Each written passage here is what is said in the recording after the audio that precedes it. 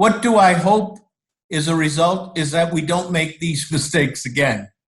Mistakes of bad judgment, not putting the faithful first, the young people and the adults who were violated by this man, not putting them first.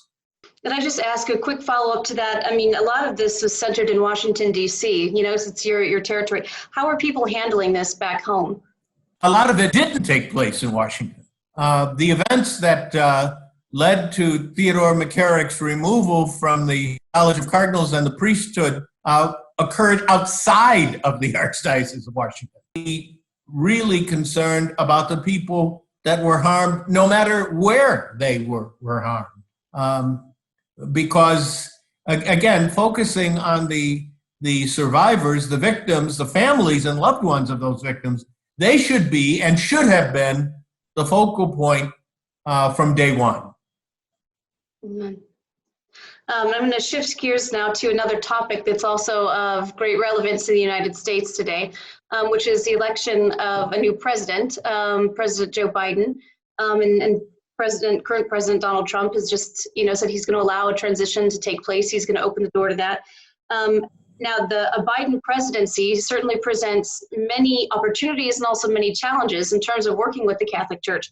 I was curious, what do you think are the most important examples of each of those?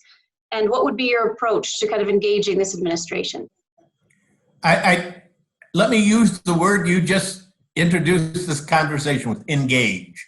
I think it's very important that the church engage the administration, engage and dialogue with them, both about things that we find problematic in conflict, but also dialogue with the administration on those things that we can pursue together because they are shared values. Both of those are important, Elise.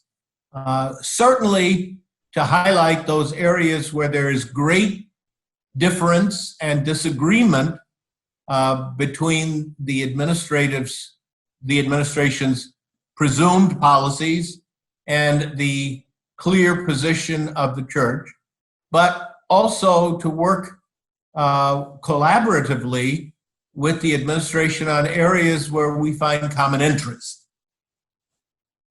Do you have any kind of examples of what you think those might be? Some of the biggest areas? Common interest things, a better respect for the dignity of our immigrant community, the cessation of capital punishment, the execution of peoples in prisons, the pursuit of racial and social justice issues that have captured the headlines and the social media interests across the globe, not just in the United States. Those are very significant areas that we can pursue in a common effort. Obviously, the respect of unborn life and the respect of life in its end stages are areas where we may find clear divergence of opinions, and we have to be honest in acknowledging those as well. And you mentioned in your answer just now that race relations is one of those areas of opportunities. I know you yourself have been, a leader on this conversation for decades in the United States, both in the church and society as a whole. I wanted to ask you, where do you think that conversation stands today? And what can the church do to be an effective partner in carrying forward healing, I guess, amid current tensions? Well, where does it stand both in terms of the church as well as the wider society? It's a work in progress, Elise. I think that one of the things that has happened with great intensity since the awful events of killing of George Floyd and so many other people of color is that attention has now been given to these areas across a broad spectrum. I mean, the media is pursuing it, business communities are pursuing it, the athletic world is pursuing it, the academic world is pursuing it, and they're tenacious about it. This is not one of those issues that it was important on Monday and forgotten by Thursday. It's something that has captured, I hope, the attention of the society, and I hope it continues in that vein, because it's going to take a long time, and honest dialogue and sincere conversation, speaking and listening, so that we understand one another more effectively. And that involves the church as well.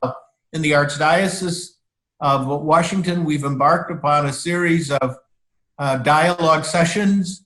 The program is called Made in His Image, and it allows people in our parishes and institutions to be able to have civil, honest conversation about the issue of race and justice, so that we both speak the truth, but we listen to one another.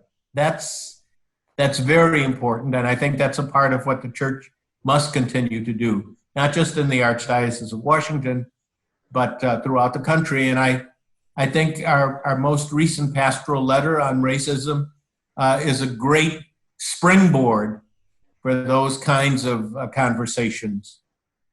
I just had a very quick question about the coronavirus.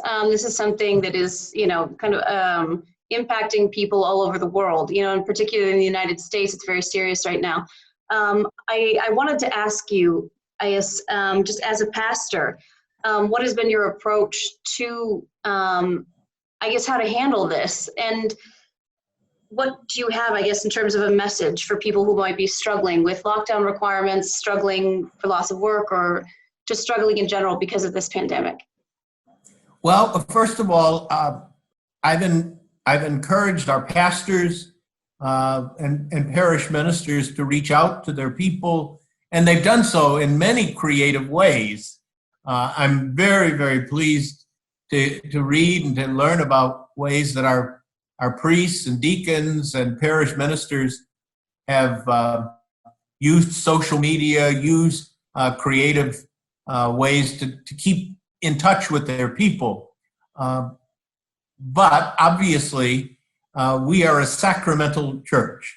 We are a church that worships God both in sign and in symbol and physical contact, and we use elements, human elements, to probe the mystery of God. And so it's difficult.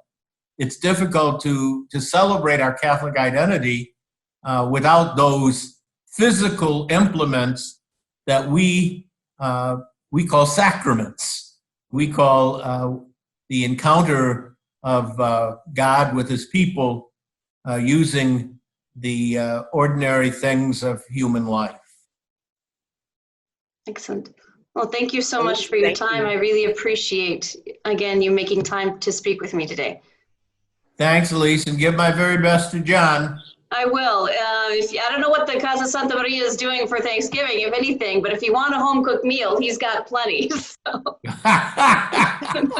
Thanks, Elise.